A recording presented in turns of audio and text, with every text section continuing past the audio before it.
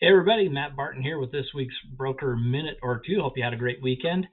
Nice that the weather is changing. Hey, there's been a little bit of discussion over the past week or two in regards to the clear cooperation rule and NAR and lawsuits and everything else. So I wanted to give you a quick update. So let's just do a quick rehearsal of history. Years ago, the MLSs and NAR said, listen, it's not in the public's best interest for people to hold things off the market.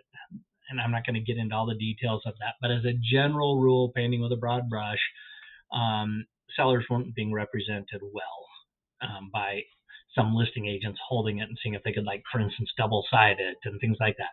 And trust me, I've heard all the counter arguments to that. I'm just trying to paint the picture of why the clear cooperation rule came into place.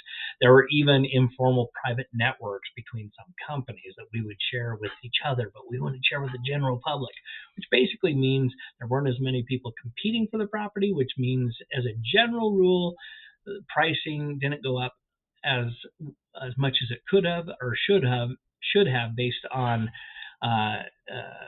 fewer buyers. Okay, so that's the rough history.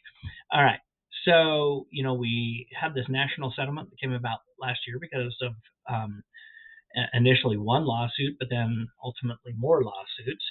And the attorney representing the plaintiffs on that lawsuit was an attorney by the last name of Ketchmark. And he came out a while ago, since he was successful in his initial effort, and he said, if NAR doesn't get rid of the clear cooperation rule, there's going to be another class action lawsuit, and I'm going to lead the charge.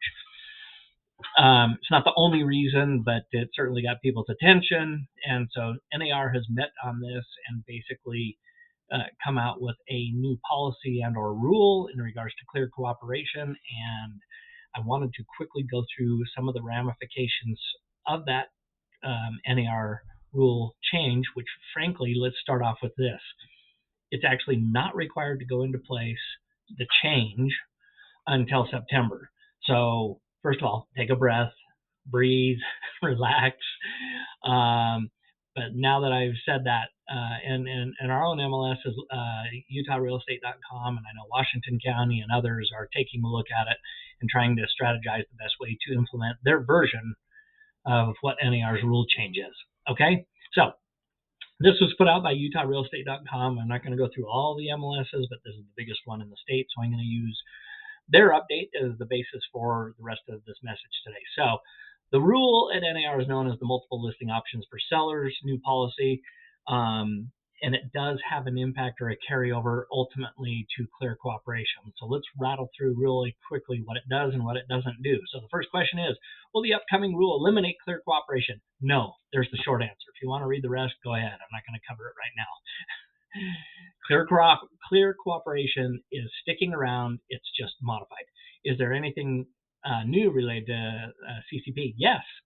In the past, as soon as you started to market outside of your company, that was considered marketing to the public, and you had 24 hours locally in our MLS to get it on the MLS. Otherwise, you'd be in violation of that, and the last I heard, it was a $500 fine. Okay, so part of the new update is, well, even though CCP is still in place, you actually can do one-on-one communications with agents outside your organization. What you can't do is a blanket mass email to everybody and their brother out there and saying, hey, I've got this new property. It's not on, going out on IDX. It's very clear, one-on-one communications. Now, listen, I'm going to editorialize really quickly here. Are there going to be some people that have a list of 50, 100 people and they send them one message at a time? And will that violate the rule? No. Third question, will there be a new listing status available? Yes. NAR is suggesting delayed marketing. UtahRealEstate.com is like, I'm not sure we like that term, but if we can't come up with a better one, that will be ultimately the new status on the MLS. It's not there today, probably won't be there for a while, has to be there before September. But here's an interesting note in the second half of this. Even though there's a new status, and even though it's delayed marketing, the rule still applies that if you have an active listing, you have to get it on to the MLS in whatever status within the given prescribed period of time for your individual MLS. Okay? All right, let's keep scrolling down. Does it change the nature of an exclusive agency relationship or an exclusive office listing? No.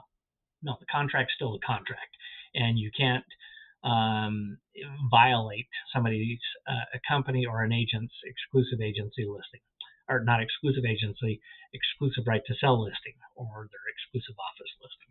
Okay, if my seller requests their property to be entered into the MLS, will the listing automatically appear on real estate websites? That's one of the big changes. No, because that would be blanket public marketing. So everybody who has an IDX website, from the Zillows of the world to anybody else, they're not going to see these properties.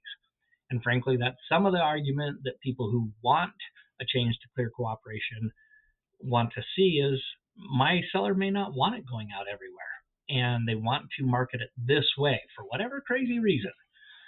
This allows them to do that, but you need to know, or your seller needs to know, if they do this delayed marketing status, it's not going to be pushed out on all the syndications until that status changes. All right, next one. Are there any required forms? Yes, there will be a required form. There will be a disclosure to the seller. Typically, it's going to be online. You're going to have to vouch that you discussed it with your client and the options, and they're going to have to sign saying, yep, I got the disclosure and I know what I'm doing, and I can't come back later and complain if I didn't get the offers that I wanted.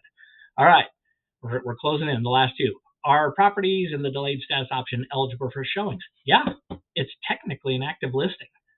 It's just not being pushed out through all the data syndicators, through IDX, etc. But yes, it can be shown.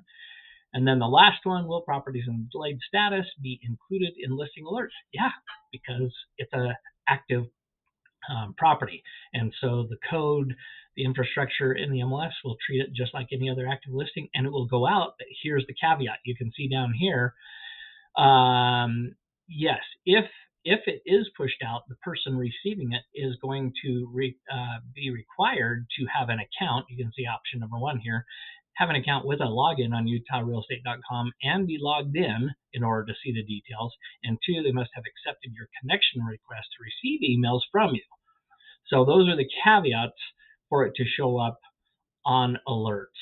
So if it's Joe Public who doesn't have a connection, does not have a login, they may get the message, but they're not going to be able to see the property details, and that's important for us to know. So coming full circle, yes, technically the rule is being modified with clear cooperation. No, it is not going away. Most of the rules that apply to it are still in place. Just the opportunity to market on a one-to-one basis with outside agents outside of your company, and and having a different status on the MLS, but still being treated like an active listing. So I hope that helps, because as is usually the case with things like this, whether it's Facebook forums or other things, people get on there and act like they know what they're talking about, and unfortunately half the time they don't, and so they create a lot of misinformation. So hopefully this will avoid some of the misinformation for you. All right, have a great week, and we'll talk soon.